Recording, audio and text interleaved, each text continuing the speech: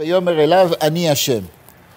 Donc cette paracha-là vient après Parashat Shemot, où on nous raconte que le peuple juif est soumis pendant 86 ans, pendant 210 ans déjà, il est déjà soumis aux Égyptiens, et pendant 86 ans, il est soumis à une avodat parech, de l'esclavage.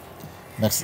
Et donc, qu'est-ce qui se passe? Il est soumis à l'esclavage, il souffre, il travaille, c'est très très dur pour eux.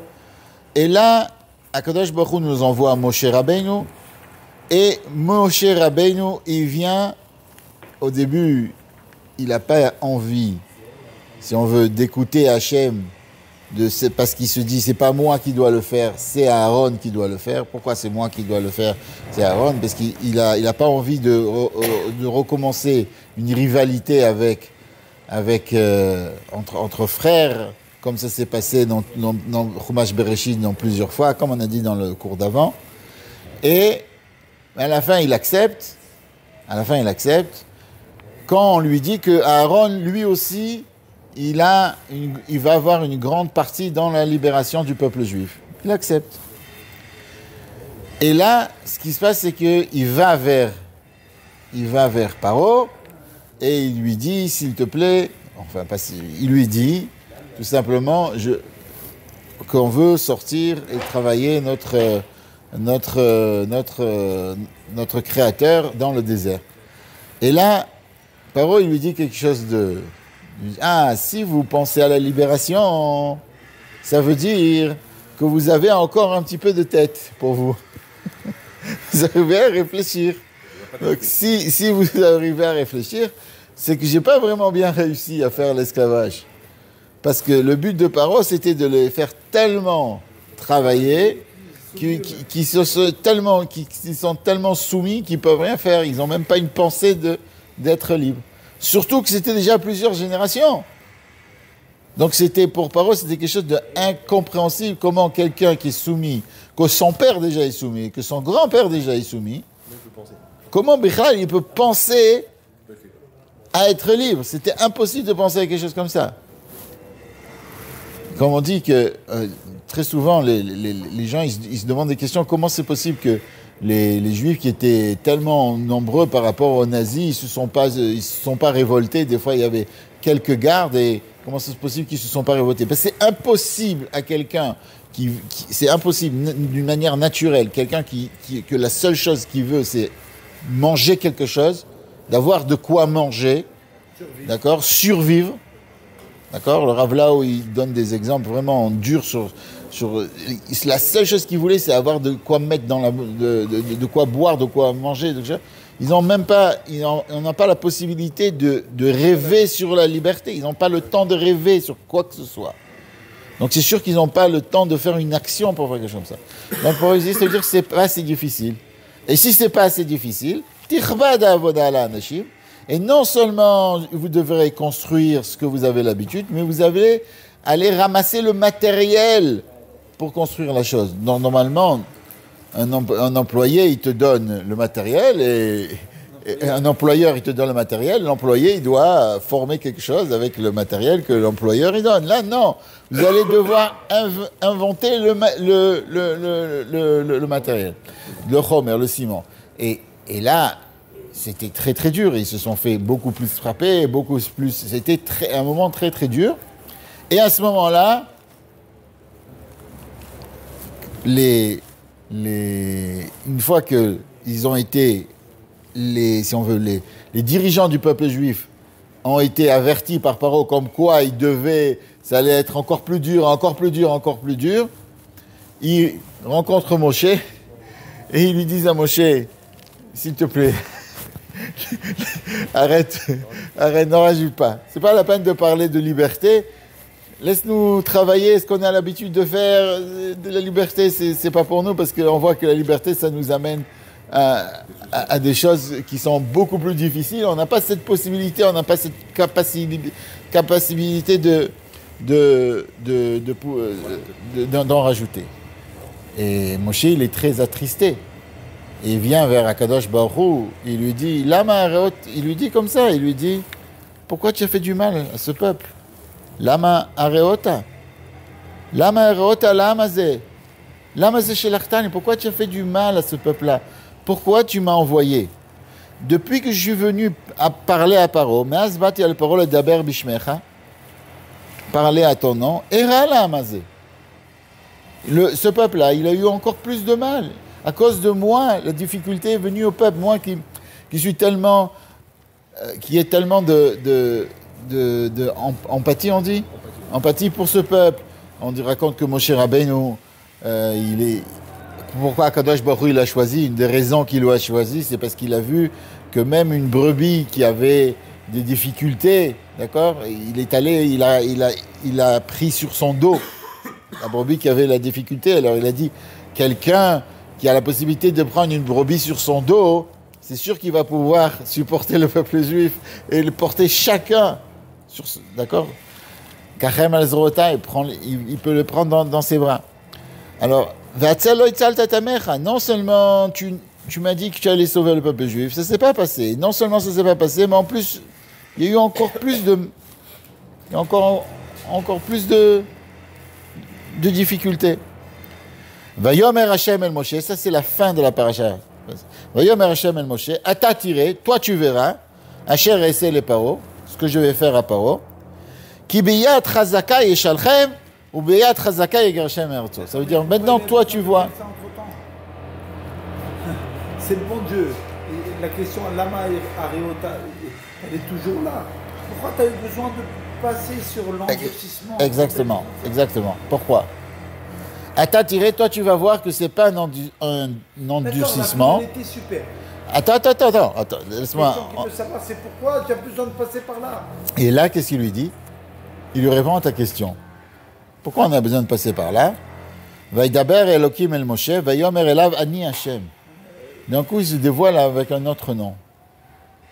Ani Hashem. Pas Elokim. Je suis plus Elokim. Vaera el Avram el Yitzchak vel Yaakov bel Shindal et Yud, Veshmi Hashem lo nodati lem.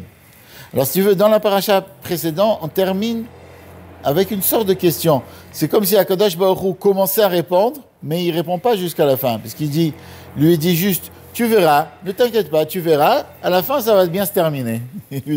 D'abord, il lui dit, à la fin, ça va bien se terminer. Ok, mais il y a toujours la question, comme tu dis, ça va bien se terminer, mais pourquoi il y a besoin de passer par là? Et là, il lui répond, Ani Hashem. Qu'est-ce qu'il a voulu dire? Comme Rashi nous dit, Ne'eman leshalem sachar tov lemitalchim lefanaim, velo lechinam shelachticha. D'abord, sache que tout celui qui fait quelque chose que je lui ai ordonné de faire, à la fin, il va être récompensé. C'est pas pour rien que je t'ai envoyé. Le rabbi demande dans une sikha. Alors, il lui dit comme ça. Ça, c'est une autre question. On va essayer de voir ça. Alors, qu'est-ce qu'il lui dit? Il lui dit, sache que le fait même que Paro, il endurcisse, il va faire du mal, ça va le faire tomber. Ça veut dire que, ce qu'il veut lui dire, c'est que Akadosh Baruch Hu, il lui dit, sache que le plus Paro, il va être dur maintenant, cette dureté-là, c'est ça qui va faire tomber, et c'est ça qui va casser Paro. Parce que des fois, le bien, il doit passer, une fois que le mal, il est complètement terminé, si on veut, alors à partir de ce moment, il y a le bien. Parce que le monde, c'est comme un galgal, c'est comme une roue. Alors des fois, il y a du mal, et hop, on passe par le bien. En deux mots, il a voulu lui dire, Akadosh Baruch Hu lui a dit, sache que c'est vrai que tu vois du mal maintenant, mais le but de ce mal-là que tu vas voir maintenant, c'est pour qu'après il y ait du bien. Maintenant, comment ça marche exactement? Encore une fois, on n'a pas le système. On n'est pas le créateur, comme on vient de dire tout à l'heure, on n'est pas le créateur. Donc on sait que le créateur, il est beaucoup plus fort que nous, il est beaucoup plus intelligent que nous, mais on sait que il y a des choses après le noir, il y a la lumière. Et pour qu'il y ait une lumière totale, pour qu'on puisse voir la lumière totalement, des fois, ça doit passer par une très très grande difficulté. Et c'est quelque chose qui est très très dur pour nous, en tant qu'humains, d'accepter. Parce que nous, on ne peut pas comprendre pourquoi c'est comme ça. Mais si tu veux, tout le système du monde, il a été créé de cette manière-là. Il a été créé d'une manière où, plus tu as des difficultés au début, plus ça va être facile pour toi après. Et là, on nous parle d'un dévoilement qui n'est pas un dévoilement qui était du temps de nos patriarches. Là, Kadosh Baruch Hu, il veut dévoiler le nom de Havaya, Yud-Ke Vav-Ke. Et c'est un nom divin qui est extrêmement puissant. Et pour ce nom divin qui est extrêmement puissant, on doit arriver au fait que le mal n'existe plus. Et pour que le mal n'existe plus, il doit essayer de sortir au maximum. Et quand il va sortir au maximum, on va lui donner un coup au maximum. Et à ce moment-là, le bien va pouvoir jaillir. C'est un système. C'est le système qu'Akadosh Baruch Hu a mis dans le monde. Pourquoi il a mis ça dans le monde? Il aurait pu créer un autre monde. Peut-être parce qu'il voulait que quelqu'un qui voit jamais de quelque chose de négatif ne peut pas voir non plus le positif. Parce que nous, on est créé par quelque chose, toujours quand on va prendre quelque chose, on va prendre quelque chose qui est à côté et on va faire des hashvaot, comme on dit, des comparaisons.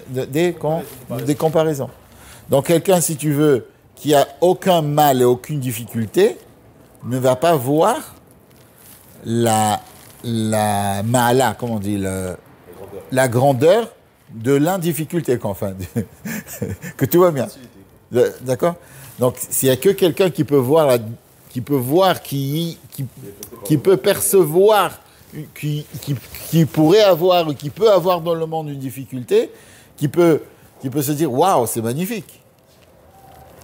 Et c'est pour cela que très souvent, le fait même que Akadosh Baruch Hu a créé la nature, très souvent, chez certaines personnes, ne voient pas du tout de miracle dans la nature, ne voient pas quelque chose d'extraordinaire dans la nature, parce qu'ils voient ça tout le temps.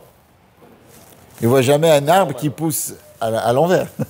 Ils ne voient jamais un arbre qui est tout noir. Ils voient toujours un arbre vert. Et donc, personne ne se dit « Waouh, l'arbre il est vert, c'est magnifique, il est vert !» D'accord? Mais, justement, quand Akadosh Baruch Hu, il a voulu créer le monde, il a créé d'une certaine manière où on peine, il y a de la difficulté, et après il y a la lumière. C'est comme ça. D'abord, pour avoir un enfant, pendant 9 mois, la mère, elle a de la peine, elle souffre, si tu en veux, elle est gênée, etc. Et quand l'enfant il sort, c'est zelo naïm, c'est comme on dit, c'est pas du tout agréable, si on peut dire juste comme ça, c'est très très dur, c'est très très difficile. Et après, il y a la lumière qui jaillit. Et ça c'est dans tout ce qu'on a dans le monde. Et si on comprend cette notion-là, quand on a une difficulté, très souvent on peut se dire, ok, il faut savoir qu'à la fin, Akadosh Baruch Hu va faire jaillir la lumière. Et ça c'est dans tout. Même quand quelqu'un, chas v'shalom, il fait, si on peut dire, on peut aller même plus loin, même quand on voit quelqu'un qui fait une avéra, qui transgresse la parole divine, il faut savoir que le but qu'Akadosh Baruch Hu permet cette avéra, c'est pour qu'après il fasse tchouva et qu'il ait une lumière encore plus grande parce qu'il a fait cette avéra. Donc quand on voit quelque chose de dur, il faut savoir que si c'est le dur, c'est qu'Akadosh Baruch Hu, il veut que de ce dur-là sorte du bien. Comment? Ça, il n'y a que Hachem qui sait. Hachem, il est Aya Ove V'yeh. Donc, si c'est Aya Ove V'yeh, lui, il sait comment, à la fête, cette chose dure-là va devenir du bien. Si ce n'est pas pour cette génération, ce sera pour la génération d'après, pour les générations d'après. Quoi qu'il arrive, il y aura toujours du bien à la fin. Et même dans une avéra, où quand on voit quelqu'un qui fait quelque chose qui est très... Après la mort, il y a des... Donc, même dans une avéra, le but de l'avéra, c'est pas pour que la personne elle fasse l'avéra. Si Akadosh Baruch Hu lui donne une possibilité de faire l'avéra, c'est pour que de cette avéra-là sorte une mitzvah très très grande que la personne va faire tchouva, elle va tellement regretter ce qu'elle a fait, elle va tellement être avec une amertume, elle va avoir une lumière qui n'a jamais été créée dans le monde. Plus elle va être bas, Plus elle sera bas, plus elle sera bas. Et c'est pour ça que chaque fois, on dit que la tzmicha, comment on dit la tzmicha, la tzomer, qui pousse, quand il y a quelque chose qui pousse, la croissance d'un arbre, il se fait où? Il se fait dans la terre.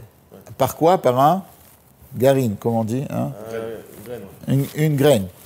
Et cette graine-là, elle pourrit, et après, elle va devenir un arbre qui va faire des centaines de fruits, qui va faire des milliers de graines, etc., etc. Et ça, si tu veux, c'est l'idée qu'il y a ici. Maintenant, il lui dit, pourquoi? Alors, d'accord, mais c'est pas maintenant qu'on a créé le monde. Le monde, il a été créé à peu près 2100 ans avant, c'est la paracha de Vaera.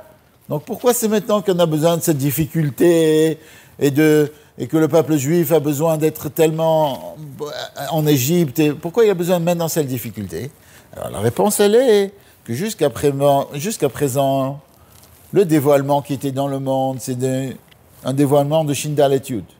Maintenant, c'est un dévoilement de Yud Kevavke. C'est quoi la différence? Très bonne question. Donc c'est un dévoilement qui est extrêmement puissant. Alors il faut savoir, comme tu dis, c'est quoi Yud Kevavke? C'est quoi Shindal et Yud? C'est quoi Elohim? C'est quoi tous les noms d'Akadosh Baruch Hu? Il y a marqué, si je ne me trompe pas, qu'il y a 70 noms d'Akadosh Baruch Hu. Mais sur les 70 noms, il n'y a pas tous les noms, ils sont Kadosh. Ah ouais? Non. Parce qu'il y a des noms, si on veut, qui sont que Akadosh Baruch Hu est représenté ce qu'il fait dans le monde. D'accord? Par exemple, Tzur Israël. Tzur, le rocher d'Israël. Ça va sur Akadosh Baruch Hu. Mais Tzur, c'est pas un nom Kadosh. Tu vas pas marquer. Ça veut dire il n'y a pas de Kedusha dans le nom comme tout est Kadosh, parce que c'est de la Torah, etc. D'accord? Donc, il n'y aura pas de Kedusha comme, on va dire, les 7 noms qu'on n'a pas le droit qu'on n'a pas le droit de mentionner comme ça. D'accord? Par exemple, tu dis Amakom. Les gens, ils viennent, ils disent dans Nichum Avelim, Hashem Ishmor, Ayolotiye, Amakom Yanachem Etrem. La place va vous consoler. Amakom, c'est un nom d'Akadosh Baruch Hu. Quand on dit Amakom, c'est qui va vous consoler? Amakom, l'endroit, c'est quoi? C'est un nom qui est très très haut, qui est au-dessus des noms, etc. Ce que tu veux. Mais ok, tu dis Amakom. Est-ce qu'on a le droit d'écrire Amakom? Oui. Est-ce qu'on a le droit de le dire comme ça? Oui, on a le droit. Par contre, Yud Kevavke, on n'a pas le droit de le dire tel qu'il est écrit. D'accord? C'est que le Kohen Gadol, Yom Kippour, quand il faisait Birkat Kohanim, que les gens ils ne pouvaient pas... On n'a pas le droit de le dire comme ça. Mais dans la tfila et tout. Tu dis, alors dans la tfila, même tu dis c'est un des noms, c'est pas tous les noms. On le lit pas comme ça. Tu ne lis pas comme c'est écrit. Ah, parce que c'est pas comme ça? Regarde, tu vois comment il est écrit. On ne le prononce pas pareil. Il a écrit Aleph Dalet. Voilà. Il a écrit Kevavke. Tu le Alors, prononces. Tu dis, Vayomer, on va dire le pasouk, Vayomer Elohim El Moshe, Vayomer Elav, Ani Adonai. Comme ça, c'est marqué dans le pasouk. Mais tu dis pas, hein, Ani Yud Ke Vav Ke, comme c'est marqué. Tu dis tout, tu lui as dit. parce que le Yud Kevavke, c'est le vrai nom. Le Yud Ke Vav Ke, c'est le vrai nom, mais même le dire, on n'a pas le droit de le dire. Mais même l'autre, Tu dis, à la fin, là, on n'a pas le droit de Vayomer Elohim, Vayomer Elohim, ça tu as le droit de le dire comme c'est marqué dans la tfila. Ve Ani Hashem, tu ne le lis pas Voilà, comme c'est marqué. Si on pourrait dire avec les lettres inverses Avaya, tu ne diras pas comme ça, mais tu vas dire Hashem, comme tu vas dire Adoshem. D'accord? Donc on voit qu'il y a des différences. C'est celui-là qu'on dit pas. Oui, il y a des différences dans la Kedusha, dans la sainteté des noms, etc. Alors, déjà, on a compris qu'il y a des dizaines de noms d'Akadosh Baruch Hu, mais il y en a 7 qui sont Kadosh. Et sur les 7 qui sont Kadosh, le Shem Avaya, qui est Yud Kevavke, ça c'est le nom le plus Kadosh. Ça, c'est pour répondre à ta question, quelle est la différence? Donc, si on veut, tous les noms, ils ont un niveau. Il y a 7 noms qui ont un niveau qui sont plus général. Donc, c'est-à-dire tous les noms, les autres noms, c'est des noms qui ont une particularité dans certaines choses qu'Akadosh Baruch Hu fait dans le monde. Et il y a des noms qui sont des noms généraux. Et dans ces noms généraux-là, donc on n'a pas le droit de les dire, à part si on les dit dans un verset ou quelque chose comme ça, ou dans une fila. Mais le nom Yud Ke Vav Ke, ça c'est un nom qui est quelque chose de spécial, que même les patriarches, qui étaient une markava à l'Elokut, qui étaient à un niveau extraordinaire, n'ont pas eu dans leur temps, dans le monde, le dévoilement de ce nom-là. Alors, pour comprendre, ça veut dire quoi? Ça veut dire que les autres noms, ils ne sont pas Emet. Chas Shalom, tout est Emet. Tout est vrai.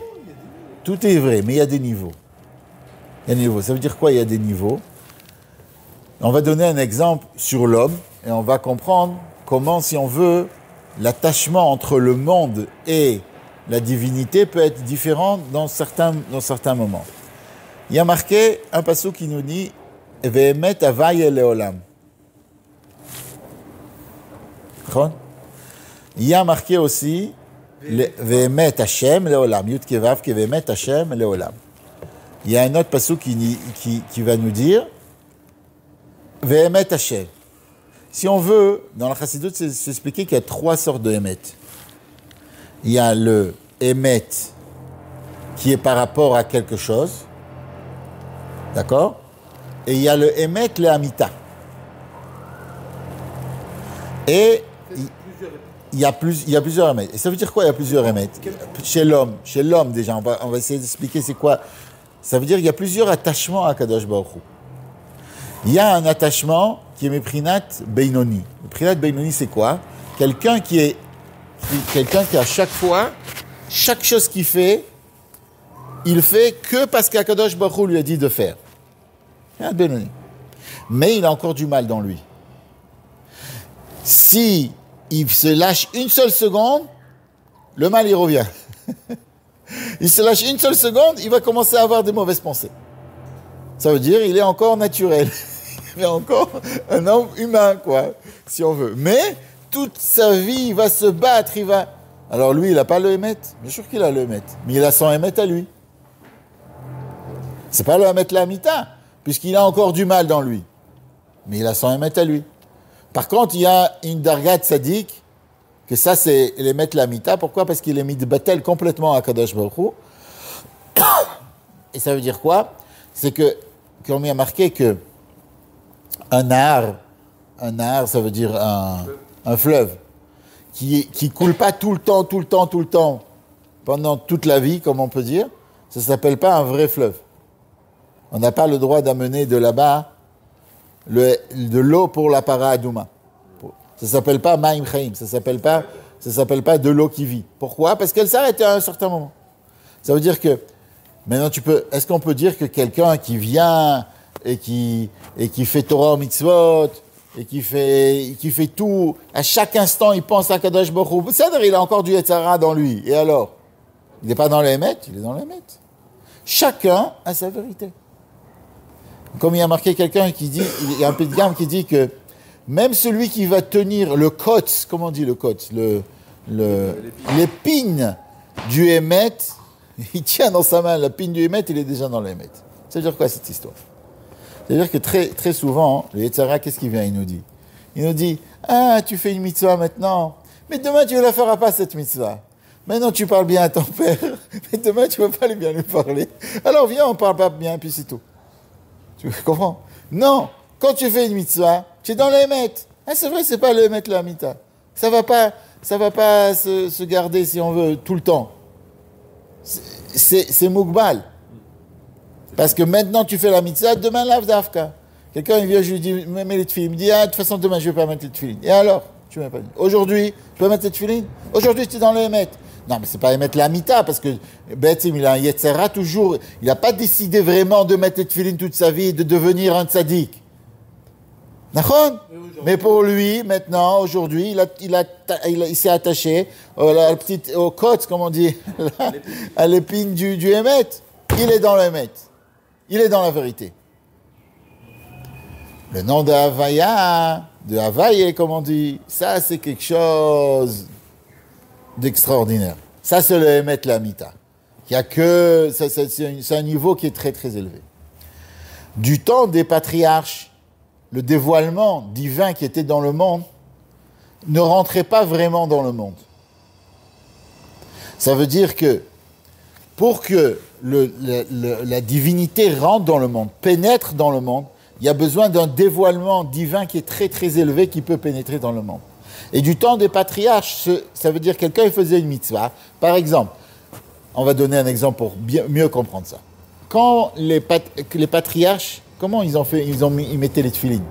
D'après le Zohar, quand Yaakov Avinu, il a mis les petites, comment on dit ça? Les bouts de bois, comment ça s'appelle en français, linteaux? Ouais. Les linteaux, quand il a mis les linteaux, comme ça le Zohar est dit, il a mis les linteaux aux kvasim, aux bêtes. Et après, de ces bêtes-là est sorti un troupeau qui était avec des nekoudim, comment on dit ça? Avec des taches. Ça, c'est pas Abraham? Yaakov. J'ai dit Abraham? Alors c'est Yaakov. Ok, alors quand Yaakov il a dit, c'est pas grave, quand Yaakov il a mis ça, ces fameux linteaux, pour avoir un troupeau qui ait des taches, d'après le Zohar, c'est comme ça qu'il a mis les tefilines. Bon, il faut comprendre, ça veut dire quoi. Mais c'était la manière pour Yaakov de travailler les tefilines d'une manière spirituelle. Ça veut dire, quand nous on met les tefilines, on a un certain dévoilement divin qui descend, et quand Yaakov il a mis ses linteaux, ça a fait que le même dévoilement divin qui descend quand nous on met les tefilines, il a eu à peu près le même travail quand lui il a fait ça, il a eu un troupeau qui était avec des taches. D'accord? Comme ça le Zohar il explique. Mais ces fameux bois-là, on pouvait les jeter après. Ils n'avaient pas de sainteté, ils n'avaient pas de kedusha. Parce qu'il n'y avait pas le dévoilement de Yud Kevavke dans le monde. Dans le monde, il pouvait avoir juste Shindal et Yud, il pouvait avoir Elohim, il pouvait avoir plein. Donc ça ne rentrait pas dans le monde, ça ne faisait pas partie du monde. Et par contre, quand Akadosh Baruch Hu a donné la Torah, il a donné une possibilité que la divinité pénètre le matériel. Donc il y a eu un dévoilement qui était très très très très très élevé. Et ça, tu as demandé au début, comment se fait-il que c'est que Moshe Rabbeinu qui a commencé à poser des questions comme ça? Akadosh Baruch Hu, et pourquoi tu fais comme ça? Et pourquoi? On se dit parce que Moshe Rabbeinu, lui, c'est lui qui doit donner la Torah. Et la Torah, c'est la Chokhmah. Et la Chokhmah, ça doit rentrer dans notre intellect. C'est pas quelque chose qui doit rester au-dessus de nous. Ça doit rentrer, ça doit pénétrer dans notre intellect. C'est pour ça que lui, Moshe Rabbeinu, lui, il a la possibilité de demander. Avant, ils n'avaient pas le droit de demander des choses comme ça. C'était des avot, tels que les patriarches ont reçu. Eux, leur travail était différent. Leur travail était Kabbalatol. Ils devaient respecter et recevoir le joug d'Akadosh Baruch Hu. Par contre, Moshe, c'est pas juste de recevoir le joug d'Akadosh Baruch Hu, c'est aussi de comprendre, d'essayer de voir pourquoi ça se passe, d'avoir un niveau d'intelligence qui nous permet de comprendre. Ça, c'est la Torah qui nous permet de poser des questions, qui nous permet de comprendre. C'est sûr qu'à la fin, on va toujours dire, ok, ce que tu dis Hachem, c'est vrai. Mais on veut essayer de comprendre ce que notre intellect peut nous permettre. C'est ce qu'il voulait comprendre. Il voulait comprendre surtout quand il s'agit de quelqu'un d'autre. Sur nous, on n'a pas le droit du tout de poser des questions, mais sur quelqu'un d'autre, ça, on a le droit de... Parce qu'on veut absolument qu'Hachem fasse le bien à quelqu'un d'autre et que ce soit un bien qui est dévoilé. Il voulait comprendre ou être rassuré? Comme tu voudras. C'est différent. Il faut réfléchir à ça. D'accord? Mais je pense que si vous voulez comprendre, c'est la Chokhmah, c'est la compréhension. Alors on va essayer de fermer tous les bouts qu'on a posés.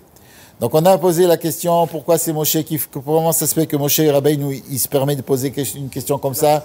Alors on a dit que parce que justement maintenant aller se dévoiler un niveau chez Akadosh Baruch Hu de Yud Kevav, et dans le don de la Torah, par le biais de don de la Torah, etc. Et ce Yud Kevav, c'est un nom qui est divin, qui est très très très très élevé, d'accord?